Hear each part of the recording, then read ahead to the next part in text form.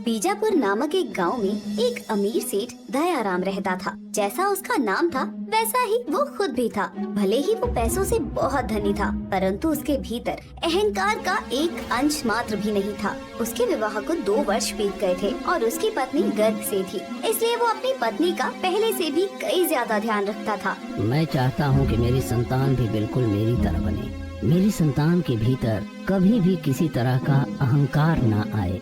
आप चिंता मत कीजिए जी, जब सबके लिए आपका स्वभाव इतना अच्छा है तो आपकी संतान भी बिल्कुल आपके जैसी ही होगी। कुछ महीने बीतते हैं और सुषमा अपनी संतान को जन्म देती है। उसके घर में एक बहुत ही सुंदर सी कन्या ने जन्म लिया था। दयाराम ने बड़े ही धूमधाम से अपनी पुत्री के जन्म का समारोह पूरे गांव में करवाया। सब गांव वालों के लिए भोजन की व्यवस्था करवाई।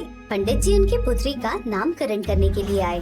हम आपकी पुत्री का नाम आयुषी रखते हैं, परंतु आपको एक बात का खास ध्यान रखना होगा। आपकी पुत्री के ग्रह नक्षत्र देखकर ये पता लग रहा है कि इनका व्यवहार बाद में अहंकारी होगा, इसलिए आपको इनकी परवरिश पर खास ध्यान देना होगा। परंतु पंडित जी, जहाँ तक मैंने सुना है और देखा है, संतान का स्वभाव तो उसके माता पिता के स्वभाव पर निर्भर करता है, क्योंकि बच्चा जैसा देखता है वैसा ही सीखता है। ना तो मेरे अंदर कोई अहंकार है और ना ही मेरी पत्नी के भीतर, तो हमारी पुत्री अहंकारी कैसे बनेगी? जरूरी नहीं है सेठ जी कि बच्चों का स्वभाव हमेशा माता पिता जैसा हो। कभी कभी स्थिति कुछ भिन्न भी हो जाती है। हाँ, आप ध्यान रखना। पंडित जी आयुषी का नामकरण करके वहाँ से चले जाते हैं, परंतु उनके जाने के बाद भी उनकी कही हुई बातें दयाराम के मन में घूमती रहती हैं। आज मैंने आपके लिए आपकी पसंद का भोजन बनाया है। इतने दिनों से रसोई घर में जा ही नहीं रही थी, तो आपको भी आपकी पसंद का खाना बनाकर नहीं खिला पा रहे थे, लेकिन अब मेरी तबीयत ठीक है तो अब पहले की तरह ही हर रोज आपके लिए आपका पसंदीदा भोजन बनाऊंगी। सुषमा दयाराम की थाली में भोजन परोसती है और खुद भी खाना खाने के लिए बैठ जाती है। वो खाने का कुछ निवाला खाती है कि तभी उसका ध्यान दयाराम की थाली पर जाता है। उसकी थाली में भोजन यूं का यूं ही रखा था। अरे, आपने तो अभी तक खाना शुरू ही नहीं किया और आप लोग भी मुझे बड़े चिंतित लग रहे हैं, क्या बात है? कुछ नहीं सुषमा, बस पंडित जी ने जो कहा वही बातें मेरे दिमाग में घूम रही है। मैं आपकी चिंता समझ रही हूँ, परंतु आप इतना मत सोचिए और हम अपनी पुत्री की अच्छी तरह परवरिश करेंगे। मुझे पूर्ण विश्वास है कि यदि हम अपनी पुत्री को अच्छे संस्कार देंगे तो वो ऐसी नहीं बनेगी। सुषमा दयाराम को समझाकर उसके मन को हल्का करती है। इसी तरह कुछ वर्ष बीतते हैं, परंतु दयाराम हमेशा अपनी पुत्री की चिंता में ही रहता है। कुछ वर्ष बाद उनकी बेटी बड़ी होती है और उसके व्यवहार में उन्हें साफ साफ उसका अहंकार दिखाई देने लगता है। एक दिन घर में काम करने वाली रजनी उनकी बेटी के कमरे की सफाई कर रही थी कि तभी उसे वहाँ बहुत सुंदर इत्र की शीशी दिखाई दी। लगता है ये वही इत्र की शीशी है जो आयुषी दीदी लगाती है। मुझे उनके इत्र की खुशबू बहुत अच्छी लगती है। मैं एक बार इस इत्र की शीशी पर नाम देखती हूँ तो अपने लिए भी यही खरीद के लाऊंगी। रजनी इत्र की शीशी पर इत्र का नाम देखने के लिए शीशी को उठाती है कि तभी आयुषी कमरे में आ जाती है और रजनी के हाथ में इत्र की शीशी देखकर उस पे चिल्लाने लगती है। तुम्हारी हिम्मत कैसे हुई मेरी इत्र की शीशी को उठाने की? मुझे पता है कि तुम इसे चुरा कर ले जाने वाली थी। बहुत दिनों से तुम्हारी नजर है इस पर। नहीं दीदी, आप गलत सोच रही हैं। मैं तो बस इस इत्र की शीशी पर लिखा हुआ नाम पढ़ रही थी। मुझे इसकी खुशबू बहुत अच्छी लगती है, तो सोचा था कि बाजार से इसे खरीद लूंगी, इसलिए बस इसके ऊपर लिखा हुआ नाम पढ़ रही थी। मेरे सामने ज्यादा होशियार मत बनो। तुम जैसे लोगों को ना मैं अच्छी तरह से जानती हूँ, और तुमने सोचा भी कैसे कि जो इत्र मैं लगाती हूँ वो इत्र तुम खरीद कर ला पाओगी? जितनी तुम्हें तनख्वाह मिलती है ना, उससे 10 गुना कीमत का है ये इत्र। इतनी औकात नहीं है तुम्हारी कि इसे खरीद पाओ, इसलिए चुराने आई थी इसे। नहीं दीदी, मैं इसे चुराने नहीं आई थी, मेरी बात पर भरोसा कीजिए। चोर कहीं की, चुप करो तुम। अभी पिताजी से कहकर तुम्हें काम से निकलवाती हूँ। आज मेरे इत्र की शीशी चुरा रही हो, कल तो घर के गहने लूट कर ले जाओगी। रजनी आयुषी को बार बार समझाने की कोशिश करती है, परंतु आयुषी के भीतर तो उसका घमंड भरा था, इसलिए वो उसकी कोई बात नहीं सुनती और सीधे उसे अपने माता पिता के सामने ले जाती है। माँ, पिताजी, इसने घर में चोरी करने की कोशिश की है, इसलिए इसे अभी के अभी काम से निकाल दीजिए। नहीं नहीं, मैंने कोई चोरी नहीं की है, मैं तो बस दीदी के इत्र की शीशी पर लिखा नाम देख रही थी। मेरी माँ इतने सालों से आपके यहाँ पर काम कर रही है और मैं भी पिछले 3 सालों से यहाँ पर काम कर रही हूँ। जब आज तक हम लोगों ने ऐसा कुछ नहीं किया तो अब क्यों करेंगे? हमें क्या पता आज तक तुमने ऐसा कुछ किया है या नहीं किया। माँ और पिताजी तो कभी इन बातों पर ध्यान देते नहीं, वो तो तुम लोगों पर अंधों की तरह भरोसा करते हैं, परंतु मैं ऐसी नहीं हूँ। तुम मुझे बेवकूफ नहीं बना सकती। बस बस बहुत हो गया आयुषी, ये लोग हमारे घर पर इतने सालों से काम कर रहे हैं और आज तक इन्होंने कभी हमारा भरोसा नहीं तोड़ा। तुम्हें रजनी से इस तरह बातें नहीं करनी चाहिए थी। रजनी, तुम अंदर जाकर अपना काम करो। परंतु माँ, मुझे तुम्हारी कोई बात नहीं सुननी आयुषी। दिन ब दिन तुम्हारे भीतर का अहंकार बढ़ता ही जा रहा है। यदि अपना व्यवहार ऐसा ही रखोगी तो तुमसे कोई विवाह नहीं करेगा। मैं जितनी सुंदर हूँ और मेरे पिता के पास जितना धन है तो कोई भी लड़का मुझसे विवाह करने के लिए एक क्षण में तैयार हो जाएगा। यदि आज मेरा स्वयंवर किया जाए ना तो हर नगर के सबसे अमीर घराने के रिश्ते मेरे लिए आएंगे। पुत्री, अपने भीतर स्वाभिमान होना अच्छी बात है, परंतु अभिमान होना अच्छी बात नहीं है। यदि तुम्हारा स्वभाव अच्छा नहीं होगा तो भले ही तुम्हारी शादी कितने भी अमीर घराने में हो, तुम्हारे पति के साथ कभी तुम्हारे रिश्ते अच्छे नहीं रह पाएंगे। इसलिए अपने व्यवहार को सुधारो। आयुषी के माता पिता उसे उसके व्यवहार को लेकर बहुत समझाते थे, लेकिन अपने पिता के धनी होने का घमंड उसके सर पर सवार था। एक दिन उसके लिए एक रिश्ता आया। वो खूब अच्छी तरह तैयार होकर बाहर लड़के वालों के सामने गई। आयुषी बेटा, तुम रसोई घर में जाकर सबके लिए अच्छी सी चाय बना कर ले आओ। क्या? लेकिन हमारे घर में तो काम करने के लिए एक नौकरानी है ना, तो फिर नौकरानी का काम मैं क्यों करूं? मैंने कभी किसी के लिए चाय नहीं बनाई, तो भला आज चाय क्यों बनाऊं? माफ कीजिएगा भाई साहब, परंतु आपकी बेटी तो बहुत ही अहंकारी है। मैंने तो सोचा था कि आपकी बेटी है तो उसका व्यवहार आपके जैसा होगा, परंतु मेरा सोचना बिल्कुल गलत था। माफ कीजिएगा, लेकिन मैं अपनी बेटी की शादी आपकी बेटी के साथ नहीं कर सकता। आप क्या अपनी बेटी की शादी मेरे साथ नहीं कर सकते? मैं खुद ही आपके बेटे से शादी नहीं करूंगी। रंग रूप तो देखो जरा इसका, कितना भद्दा है। ऐसे लड़के से शादी करने से अच्छा तो मैं आजीवन शादी ही ना करूं। अरे बस बहुत हो गया। पहले तो मुझे लगा कि आपकी बेटी केवल घमंडी है, परंतु ये तो बदतमीज भी है। चलो बेटा, चलते हैं यहाँ से। आज से आपकी और मेरी दोस्ती खत्म। अरे भाई साहब, ऐसा मत कहिए, रुकिए तो सही। लड़के वाले गुस्सा होकर वहाँ से चले जाते हैं। आयुषी के बर्ताव की वजह से जो भी हुआ, उसके पिता को उस पर बहुत क्रोध आ रहा था। आज तुमने मेरा सर शर्म से नीचा कर दिया। तुमने अपने जीवन में खुद से कुछ नहीं कमाया। तुम्हें अहंकार है तो केवल मेरे कमाए हुए धन पर, तो मैं आज तुम्हें उससे बेदखल करता हूँ। मेरी संपत्ति और मेरी जायदाद पर तुम्हारा कोई अधिकार नहीं। क्या आप क्या कह रहे हैं पिताजी? उन लोगों की वजह से आप मेरे साथ इतना बड़ा अन्याय कैसे कर सकते हैं? मैंने और तुम्हारी माँ ने तुम्हें समझाने की बहुत कोशिश की, लेकिन तुम किसी की बात समझना ही नहीं चाहती हो। अब तो यही उचित है कि मैं बाहर भ्रमण के लिए जा रहा हूँ, और जो भी पहला व्यक्ति जो कुंवारा हो और शादी के इच्छुक हो, मैं उससे तुम्हारा विवाह करवाऊंगा, भले ही वो कोई भिखारी ही क्यों न हो। दयाराम गुस्से में वहाँ से चला जाता है। तभी रास्ते में भ्रमण करते हुए उसे एक मोची दिखाई देता है, जो एक नव युवक था। दयाराम उसके पास जाता है। मोची, मैं तुमसे एक बात पूछना चाहता हूँ, क्या तुम कुंवारे हो? जी सेठ जी, मेरी अभी तक शादी नहीं हुई है, परंतु आप ऐसा क्यों पूछ रहे हैं? दरअसल मुझे अपनी पुत्री का विवाह करना है, इसलिए मैं उसके लिए एक वर की तलाश में हूँ। मैं तुमसे अपनी पुत्री का विवाह कराना चाहता हूँ। यदि तुम्हें यह मंजूर है तो मुझे बताओ। परंतु सेठ जी, मैं तो एक मामूली मोची हूँ, आप भला मुझसे अपनी पुत्री का विवाह क्यों कराना चाहते हैं? शायद यही ईश्वर की इच्छा है, इसलिए वो मुझसे ऐसा करवाना चाहते हैं। और मेरे लिए मेरी गरीबी ज्यादा मायने नहीं रखती। तुम्हारे पिताजी को मैं जानता था और तुम्हें भी जानता हूँ कि तुम एक अच्छे लड़के हो, इसलिए अपनी पुत्री का विवाह तुम्हारे साथ कराना चाहता हूँ। मोची अपने पिता से बात करता है और दयाराम अपनी बेटी की शादी मोची से करवा देता है। शादी के बाद आयुषी पहली बार अपने ससुराल जाती है तो वहाँ की हालत देखकर उन लोगों को तरह तरह की बातें कहने लगती है। छी छी, ये घर है या कोई खंडर है? इस घर से बड़ी तो मेरे घर की रसोई थी। इतने छोटे से घर में आप इतने सारे लोग किस प्रकार से रहते हैं? पुत्री, ये घर भले ही छोटा है, परंतु हम सब इसमें प्रेम से रहते हैं। तुम्हें भी धीरे धीरे इस घर की आदत हो जाएगी। अब से यही तुम्हारा असली घर है। ये मेरा असली घर कभी नहीं हो सकता। अभी पिताजी मुझसे थोड़ा गुस्सा है। जैसे ही उनका गुस्सा शांत हो जाएगा तो वो मुझे अपने पास बुला लेंगे। मैं ज्यादा समय तक यहाँ पे नहीं रहूंगी। आयुषी का पति रघु उसके व्यवहार से परिचित हो रहा था और कहीं न कहीं उसे भी ये समझ आ रहा था कि आखिर उसके पिता ने मुझ जैसे एक गरीब के साथ उसका विवाह क्यों किया। अगली सुबह सब लोग सोकर उठते हैं, लेकिन आयुषी अपने बिस्तर से नहीं उठती। आयुषी, आज घर में तुम्हारा पहला दिन है और सब लोग तुम्हारे हाथ का बना खाने का इंतजार कर रहे हैं। तुम चलकर सबके लिए खाना बना लो। मैंने कभी आज तक अपने घर पे खाना भी नहीं बनाया है, तो मैं तुम्हारे घर में खाना क्यों बनाऊं? और वैसे भी मुझे खाना बनाना नहीं आता। अपनी माँ से कहो, वही सबके लिए खाना बना लेंगी। रघु आयुषी से ज्यादा बहस नहीं करता और रघु की माँ सबके लिए खुद ही खाना बना देती है। शाम को रघु घर लौटता है। आयुषी, मैं तुम्हारे लिए ये फूलों का गजरा लेकर आया हूँ। लाओ, मैं इसे तुम्हारे बालों में लगा देता हूँ। क्या?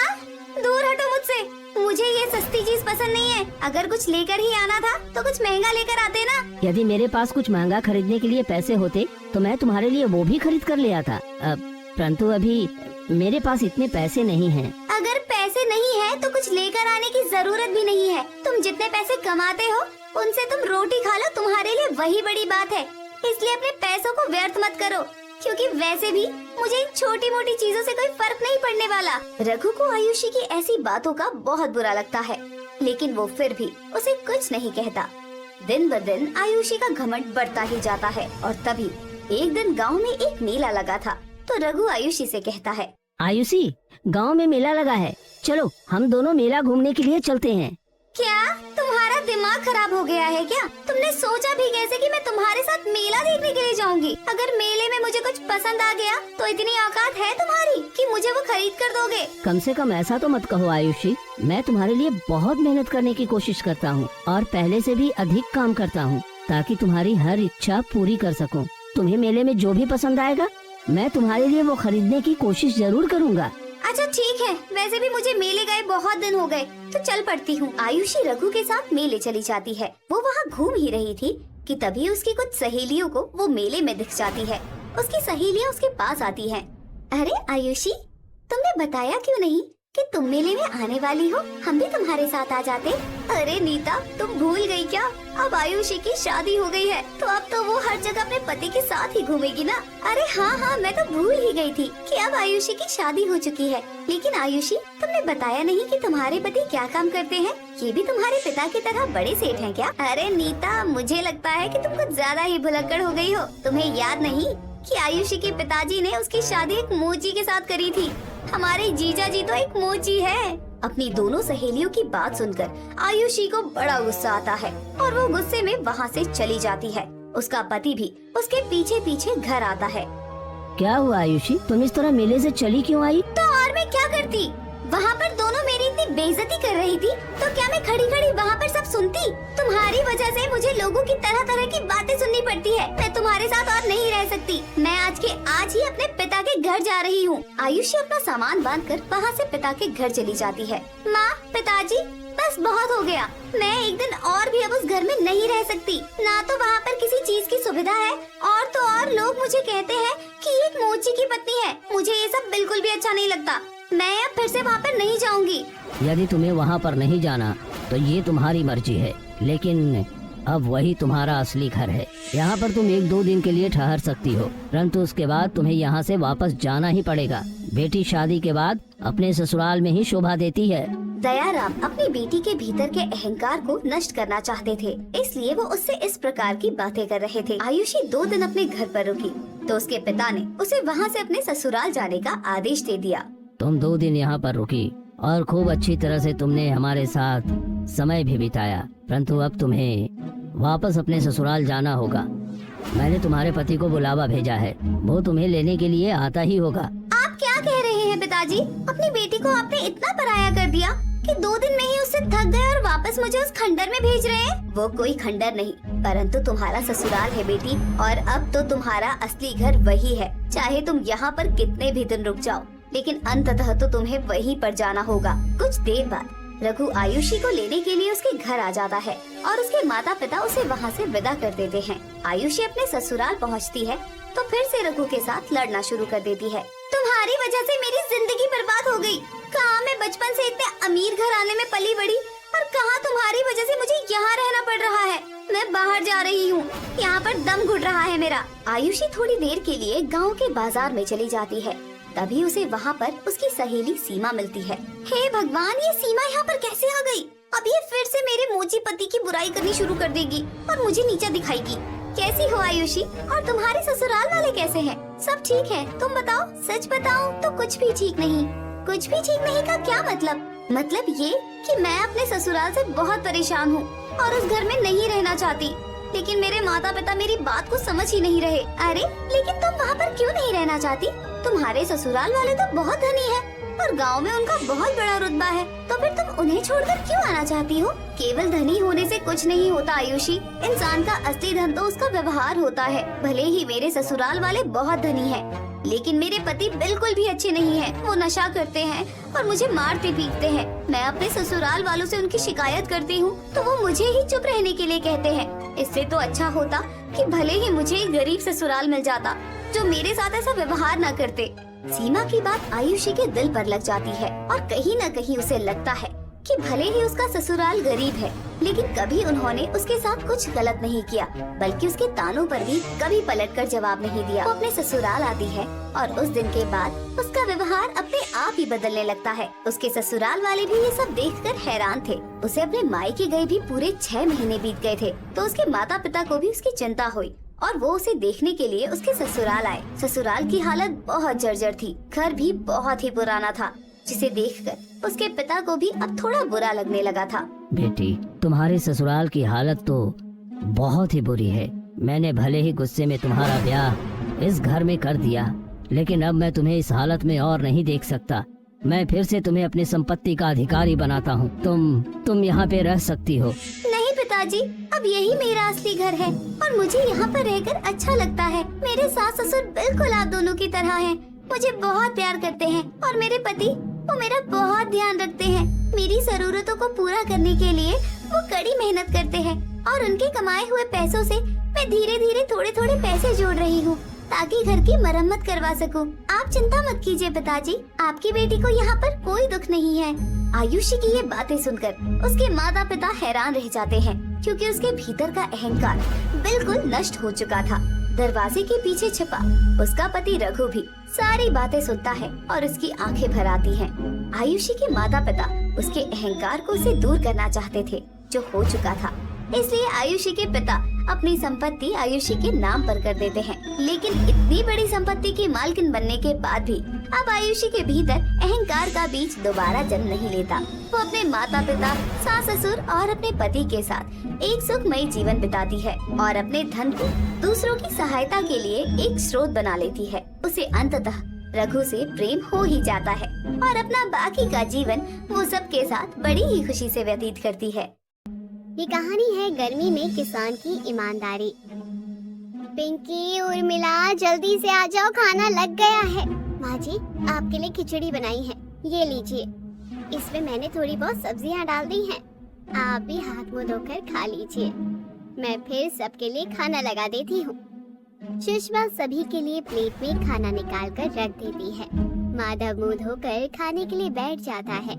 सुषमा की बेटी पिंकी और नंद भी बाहर से आती है। तुम दोनों खड़े होकर क्या देख रही हो? बैठ जाओ। मेरा खाना खाने का मन नहीं है, मैं खाना नहीं खाऊंगी। खाना क्यों नहीं खाओगी? सुबह भी तुमने नाश्ता नहीं किया था और अब दोपहर में भी तुम्हें कुछ नहीं खाना। भाभी, मेरा भी खाना खाने का मन नहीं कर रहा है। क्या हुआ तुम दोनों को? खाना क्यों नहीं खा रही हो? आज तो मैंने तुम दोनों की मनपसंद सब्जी बनाई है। तबीयत तो ठीक है ना तुम दोनों की?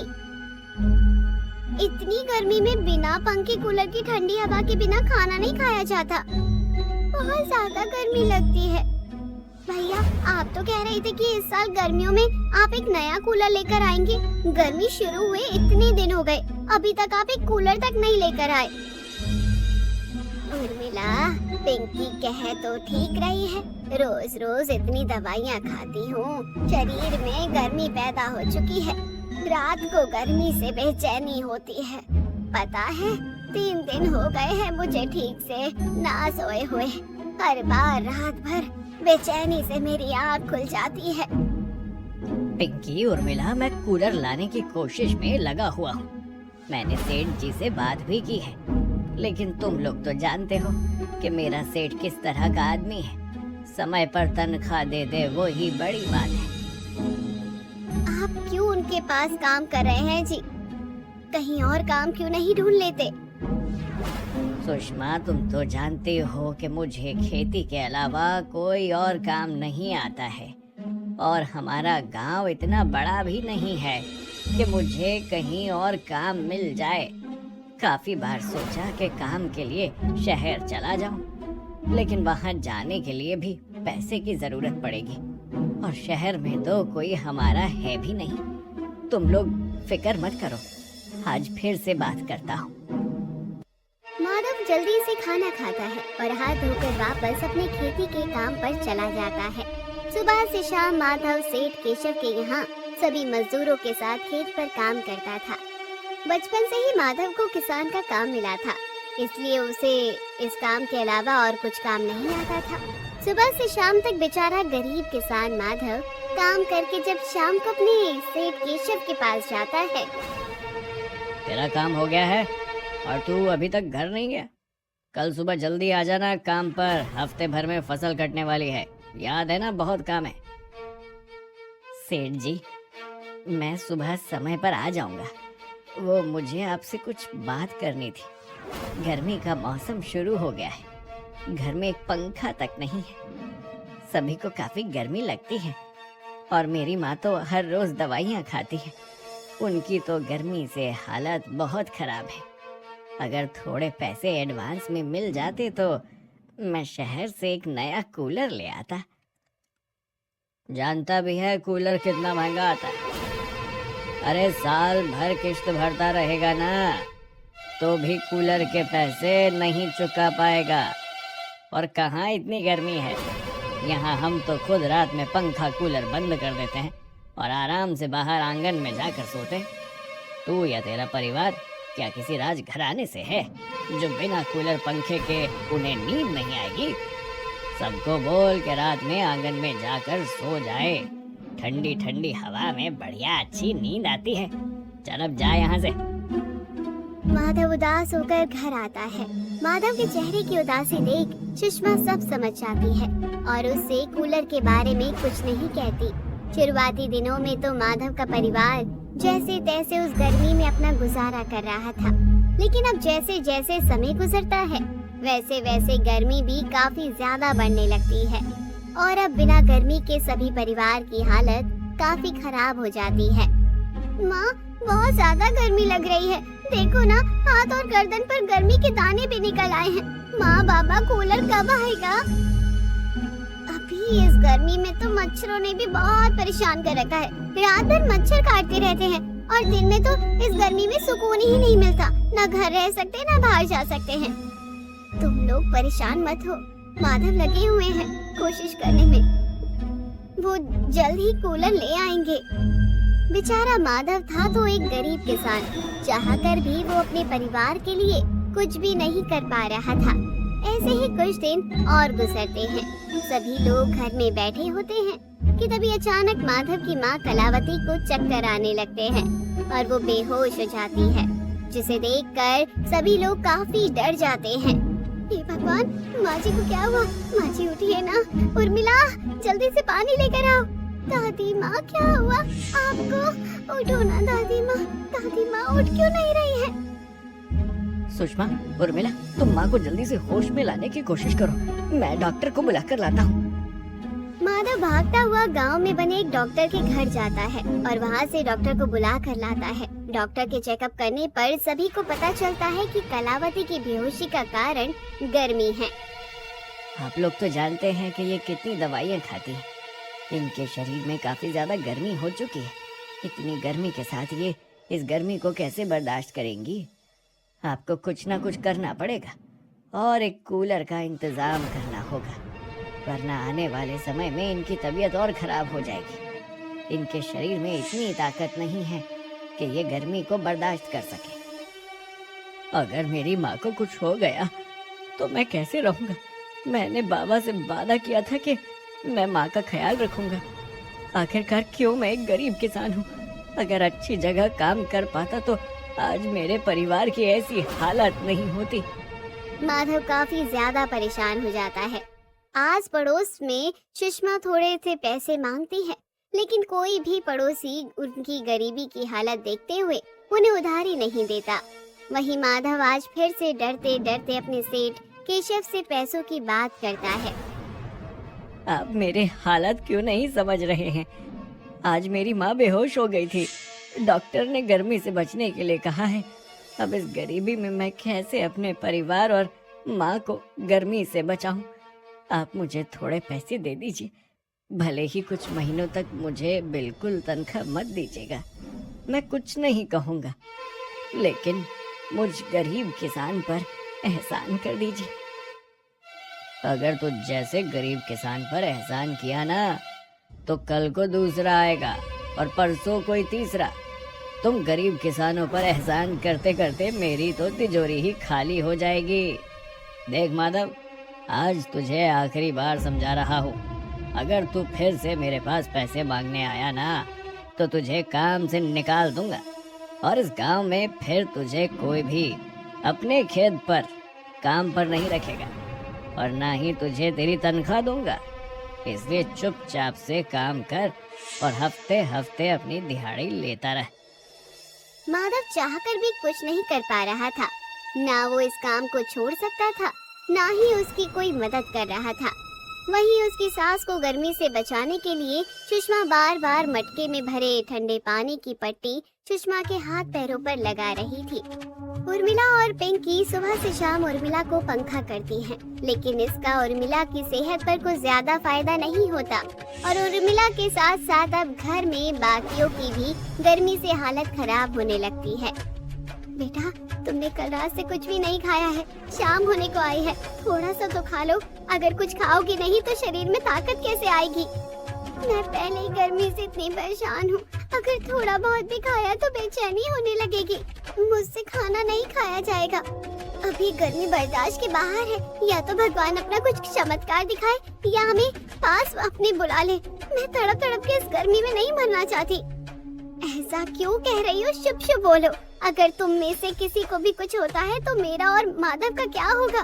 भगवान है ना, आज नहीं तो कल उसकी आंखें जरूर खुलेंगी और वो जरूर हमारी मदद करेगा। सुषमा खुद इस गर्मी से काफी ज्यादा परेशान थी। वो चाहकर भी कुछ नहीं कर पा रही थी। वहीं माधव घर के बाहर से सुषमा की सारी बातें सुन रहा था, जिसे सुनकर उसकी आंखों में आंसू आ जाते हैं और वो घर के पास ही बना देवी के मंदिर के पास जाकर बैठकर हाथ जोड़कर उनके सामने रोने लगता है। हे देवी माँ, तूने जिस गरीबी में हमें पैदा किया, जिस गरीबी में मैं बड़ा हुआ, जिस गरीबी में मेरा परिवार जी रहा है, उस गरीबी को लेकर मैंने कभी आपसे शिकायत नहीं की, कभी कुछ नहीं मांगा। आपकी दी हुई दाल रोटी खाकर भी मैं और मेरा परिवार काफी खुश था। लेकिन आप तो जानती हैं ना कि आज मेरे परिवार को आपकी कितनी जरूरत है। गर्मी से सभी की हालत काफी ज्यादा खराब है। अगर कुछ दिनों में घर में कूलर नहीं आया तो कुछ भी हो सकता है। देवी माँ, अब तो अपना चमत्कार दिखाओ। मैं गरीब किसान हूँ, मेरे पास खुद का भी खेत नहीं है जिस पर मैं खेती करके अपने परिवार की जरूरत को पूरा कर सकूं। दूसरों के खेत में काम करके जो पैसे मिलते हैं उसी से गुजारा चलाता हूँ। देवी माँ, अब तो अपनी इस भक्त की पुकार सुन लो। माधव देवी माता के सामने काफी रोता है और उनसे प्रार्थना कर घर वापस आता है। अगले दिन माधव जब हर रोज की तरह सेठ केशव के खेत पर खेती कर रहा था कि तभी उसे जमीन में कुछ सख्त महसूस कुछ दिखाई देता है। अरे, ये जमीन में क्या है?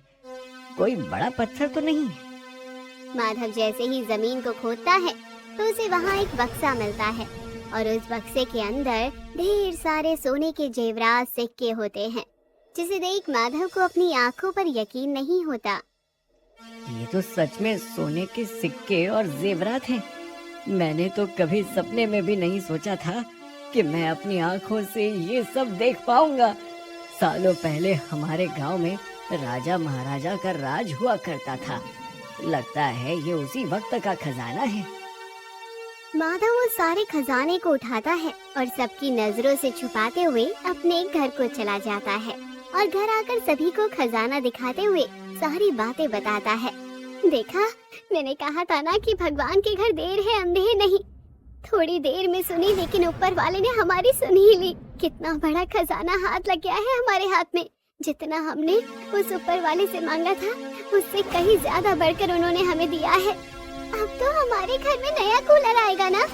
अरे पिंकी, सिर्फ कूलर ही नहीं बल्कि अब तो एसी, पंखा, फ्रिज, बेड सब कुछ आएगा। जिन जिन चीजों की हमें जरूरत थी वो सब हम लेकर आएंगे। लेकिन सबसे पहले मैं देवी माँ को प्रसाद चढ़ाना चाहता हूँ। उन्हीं की कृपा से तो आज हम सबकी जिंदगी बदली है।